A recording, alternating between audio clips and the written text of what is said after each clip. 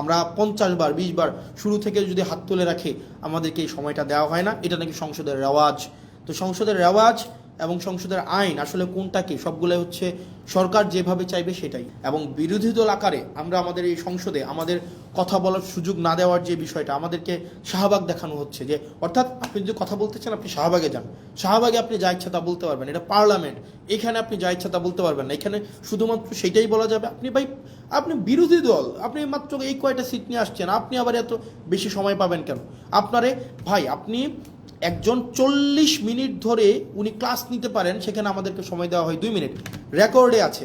আপনি যদি দেখেন, আমরা যখন একটা বিলের বিরুদ্ধে দাঁড়াইলাম, মানবাধিকার কমিশনের বিলের বিরুদ্ধে দাঁড়াইলাম, আমাকে সময় দেওয়া হলো যে মিস্টার আবদুল্লাহ আপনার সময় 2 মিনিট। আর এইটার রিভার্টাল যখন আসাদুজ্জামান সাহেব দিলেন, উনি 25 মিনিট প্লাস হচ্ছে উনি রিভার্টাল দিলেন। তার মানে উনার কোনো সময় নাই, উনি যতক্ষণ ইচ্ছা কথা বলতে পারবেন, উনি দাঁড়াইলেই উনার মাইক অন করবেন, উনি সালাউদ্দিন সাহেব দাঁড়াইলেই উনার মাইক অন হবে, এবং ওনার রেকর্ডের জন্য ওনারা সব কিছু বলতে পারেন। কিন্তু আমাদের রেকর্ডের জন্য আমাদের মাইক অন করা হয় না। আমরা 50 বার 20 বার শুরু থেকে যদি হাত তুলে রাখি আমাদেরকে এই সময়টা দেওয়া হয় না, এটা নাকি সংসদের রেওয়াজ।